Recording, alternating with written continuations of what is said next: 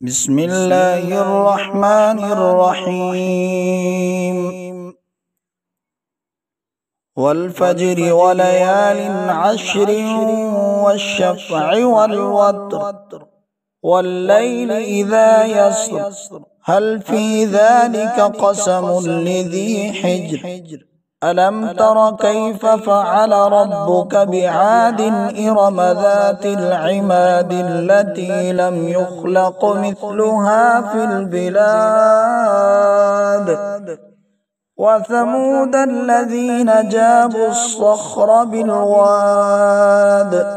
وفرعون ذي الأوتاد الذين طغوا في البلاد فأكثروا فيها الفساد فصب عليهم ربك سوط عذاب إن ربك لبالمرصاد فأما الإنسان إذا ما ابتلاه ربه فأكرمه ونعمه فيقول ربي أكرمن وأما إذا ما ابتلاه فقدر عليه رزقه فيقول ربي أهانن كلا بل لا تكرمون اليتيم ولا تحاضون على طعام المسكين وتأكلون التراث أكلا لما وتحبون المال حبا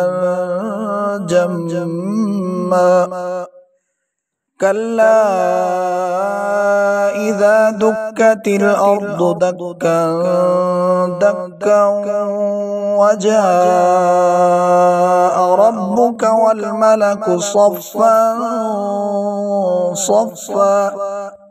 وجيء يومئذ بجهنم يومئذ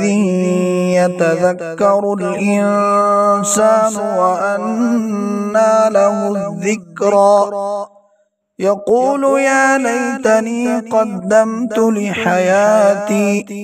فيومئذ لا يعذب عذابه أحد ولا يوثق وثاقه أحد يا أيتها النفس المطمئنة ارجعي إلى ربك راضية مرضية